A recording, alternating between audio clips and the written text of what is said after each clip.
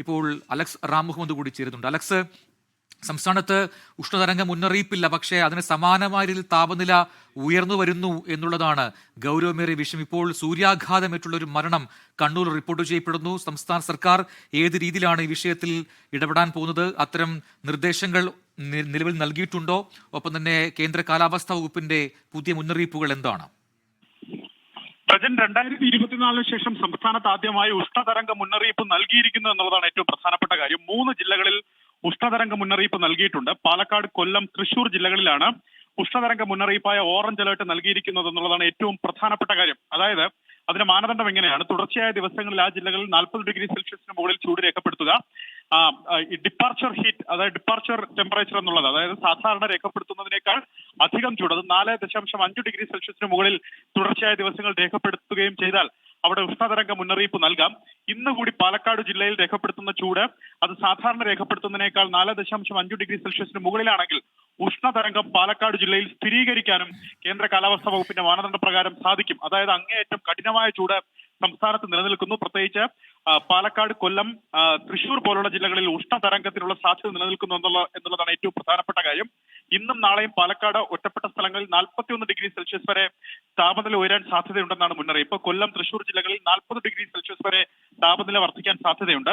കോട്ടയം, പത്തനംതിട്ട, എറണാകുളം, കോഴിക്കോട് ജില്ലകളിൽ 38 degree Celsius വരെ താപനില ഉയരാനാണ് സാധ്യത.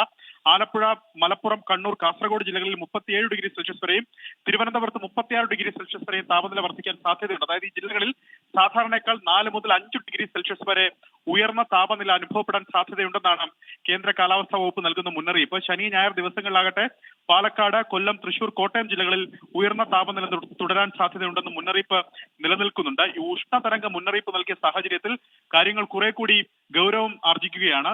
പൊതുജനങ്ങൾ അങ്ങേയറ്റം ജാഗ്രത പാലിക്കണമെന്നാണ് സംസ്ഥാന ദുരന്ത നിവാരണ അതോറിറ്റി നൽകിയിരിക്കുന്ന നിർദ്ദേശം. അതായത് ഉയർന്ന ചൂട്, സൂര്യാതപം, നിർജ്ജലീകരണം തുടങ്ങിയ നിരവധിയായ ആരോഗ്യ പ്രശ്നങ്ങൾക്ക് കാരണമാകും. അതിനാൽ പൊതുജനങ്ങൾ ജാഗ്രതാ നിർദ്ദേശങ്ങൾ പാലിക്കണം. പ്രത്യേകിച്ച് പകൽ 11 മുതൽ 3 മണി വരെയുള്ള സമയത്ത് നേരിട്ട് ശരീരത്തിൽ സൂര്യപ്രകാശം ഏൽക്കുന്നത് ഒഴിവാക്കണം.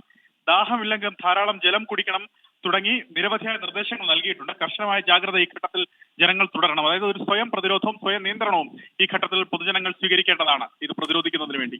വ്യക്തമാണ്. അലക്സ് റാം മുഹമ്മദാണ് വിശദാംശങ്ങൾ നൽകിയത്. പല പ്രേക്ഷകരും നമ്മുടെ കമന്റ് ബോക്സിൽ ചോദിക്കുന്നുണ്ട്, എന്താണ് ഇങ്ങനെ വിയർപ്പ് ഉണ്ടെങ്കിൽ അത് അത്തിമേൽ ഗൗരവമേറിയ കാര്യമാണോ എന്നാണ്. അപ്പോൾ അത് തെറ്റിദ്ധരിപ്പിക്കപ്പെട്ടതാണ്, അല്ലെങ്കിൽ തെറ്റിദ്ധാരണ ഉണ്ടായതാണ്.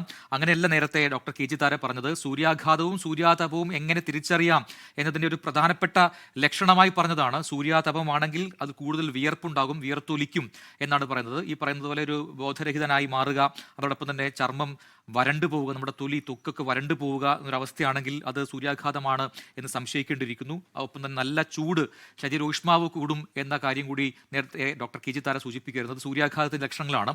അതുകൊണ്ട് തന്നെ ചൂട് കൂടുന്ന അല്ലെങ്കിൽ ഉഷ്ണതരംഗ മുന്നറിയിപ്പൊക്കെ വരുന്ന സാഹചര്യങ്ങളിൽ ഇത് മനസ്സിലാക്കുക വളരെ പ്രധാനപ്പെട്ടതാണ്. കൂടെ ഉള്ള ഒരാൾ ഇത്തരത്തിൽ ബോധരഹിതനായി വീഴുകയാണെങ്കിൽ ചൂട് കൂടിയ സമയത്താണ് എങ്കിൽ ഇത്തരം കാര്യങ്ങൾ കൃത്യമായി നമ്മൾ മനസ്സിലാക്കേണ്ടതുണ്ട് എന്ന കാര്യമാണ് നേരത്തെ ഡിസാസ്റ്റർ മാനേജ്മെന്റ് എക്സ്പെർട്ട് കൂടിയായ ഡോക്ടർ കെ ജി താര സൂചിപ്പിച്ചത്.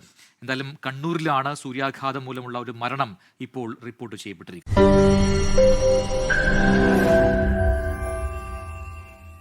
ലോകത്തെവിടെയായാലും ഏത് സമയത്തും 24 വാർത്തകളും ഓഗ്മെന്റഡ് റിയാലിറ്റി പാക്കേജുകളും എക്സ്പ്ലെയിനറുകളും വിശദമായി കാണാൻ ഞങ്ങളുടെ യൂട്യൂബ് ചാനൽ നിങ്ങൾക്ക് സബ്സ്ക്രൈബ് ചെയ്യാം.